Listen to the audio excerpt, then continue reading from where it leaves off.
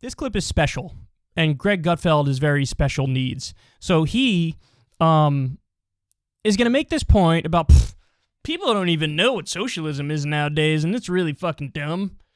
And right after he says that, he goes on to show he's one of the people who doesn't really know anything about socialism. Watch. Here's the problem with this debate. It's not the 1980s anymore.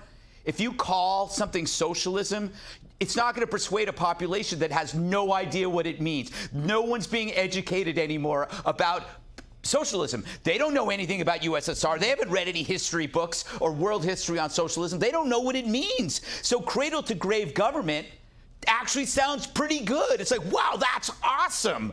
That means the government's going to be with me until I die. I don't have to worry about anything. And the thing is, the reason why they think that way, and it's natural, is because no one's explained to them succinctly the trade-offs. Obviously, this comes with a price, and you need to tell them, okay, if you turn everything over to government, number one, you can't afford it. The country goes broke. And when there's an emergency, number two, let's say like a war, your military will be hogtied.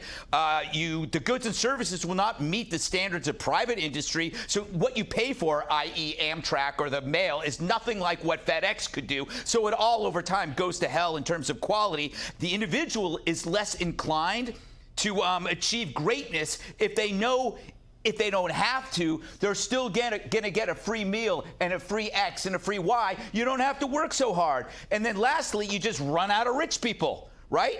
Because either they go broke or they leave. Literally every part of that was dead wrong. Every single part of that. Every part of that. So, I mean, you saw, people don't even understand what socialism is anymore. And then he goes on to show he doesn't understand what socialism is. How are you going to talk about socialism and make that point, and then you don't even provide a definition? You don't even provide a definition. Now, listen, you can define it a number of different ways. Some would argue it's Marx's idea of it's like, the transitionary phase between capitalism and full communism. Some would say it's that. Others would say it's just workers owning the means of production and distribution. Some people consider social democracy to be flat socialist. Some people don't. But whatever. He says people don't even know what socialism is anymore. And then he doesn't even provide a definition. How do you do that? Oh my God, this is so crazy. It's so annoying having to break down these objectively shitty arguments. He says it's not the 1980s anymore, so just saying socialism isn't going to work to turn people off to it. In other words, he's saying in the 1980s, all you had to do was say socialism and everybody be like, yeah, that's terrible, we agree. So what he wants is a population that's massively propagandized. See, he says, I want you to think about it. I don't want you to turn your brain off. But actually what he's arguing for, if you want to go back to the 1980s with the socialism discourse, you're arguing for more people turning their brains off and not thinking about it. That's what he wants. He wants everybody to be just scared and to shut their brain off when that, boogeyman word comes up.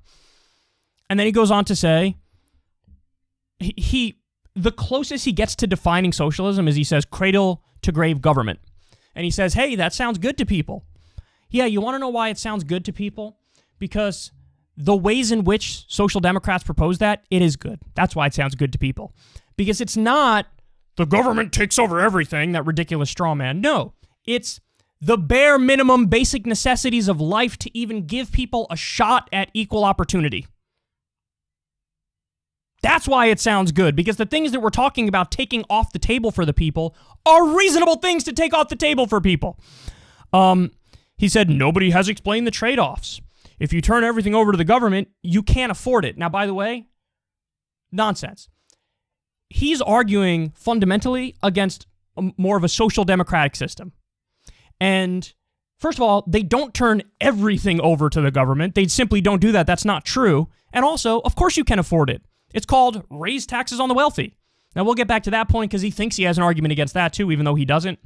But of course you can afford it. And if you have your own sovereign currency, you don't even necessarily need to afford it. In other words, you can still deficit spend and be fine. He would argue against that too, but he would be wrong and history would prove him wrong. So the idea that you can't afford it is just such a cop-out. It's such a fucking cop-out because we always spend on things that we prioritize. For example, we prioritize Wall Street bailouts. We can afford it. We prioritize injecting $1.5 trillion in one day into financial institutions during the market downturn during COVID. We can afford it. We fucking did it. We did it. We just did it. We do the Wall Street bailouts. We do the endless military spending. Of course you can afford it. You can do whatever the fuck you want to do if you're a sovereign government. And that's what we are. So it's just a matter of what do you prioritize. Then he says, oh, one of the downsides is that the military will be hogtied. The fuck are you talking about? So it necessarily follows that you need to have a weak or non-existent military if you have social democratic programs. That's just not true. We already have some social democratic programs, and we have a freakishly large military, which does need to be cut, by the way. But we have Social Security, we have Medicare, we have some government programs, and we have a really strong military. Those things are not connected at all. You could either have a big military or a small military or something in the middle, and you could either have social democratic programs or not. Those things aren't tied to each other at all. And then he says, the goods and services provided won't be as good as the private sector. In some specific industries, I think that's true. But in a lot of the industries that we're talking about nationalizing or socializing, he's just wrong. Like, for example, the healthcare system in Canada and the healthcare system in the UK is way better than the healthcare system here. And we have a private healthcare system. They have a totally public healthcare system in the UK. Theirs beats ours. So it's not a matter of like government bad, private sector good. It's a matter of the specifics and the logistics and how well it's managed and who's in control. That's what it comes down to. It has nothing to do with, private sector good, public sector bad, or public sector good, private sector bad. It all depends on the specifics, but he just wants to be a sloppy thinker and say the goods and services won't be as good. And then finally, he says, the individual is less inclined to achieve greatness and work hard, and there's going to be fewer rich people. We know that's not true. By the way, did Sweden run out of rich people? Did any of the Scandinavian countries run out of rich people? Did even like Australia or the UK, did they run out of rich people for being further left on the spectrum than us and more social democratic than us? Is that what happened? No, it didn't happen. You're going to run out of rich people. I mean, that's an old trope that's always as dumb as it sounds. And even to the idea that, if you have some sort of social democracy or some socialist-like system, the individual is less inclined to achieve greatness and work hard. We just saw the results of a UBI study in Stockton, California. And you know what they found? Literally, when you give people money, they spend it on the most important things, the most reasonable things, the most rational things. They spend it on rent. They spend it on their electric bill. They spend it on food. They spent it in a very responsible way. So if you give people the bare minimums, they don't check out. The overwhelming majority of people are going to say, okay, great, now I have some bare minimums. Now let me continue to go out there and try to make the most of myself and the best of myself and try to be successful and try to do things that are fulfilling. It's not going to make you less inclined to work hard or achieve greatness. We learned from that UBI study, among others, when you give people support for the bare minimums, they're like, great, now I can take a deep breath and I have a little bit more cushion to go out there and do what's best for myself and my family. So he's just wrong. And I will never get over the irony of people don't even understand what socialism is. And then he goes on to show he doesn't understand. Didn't even provide a definition.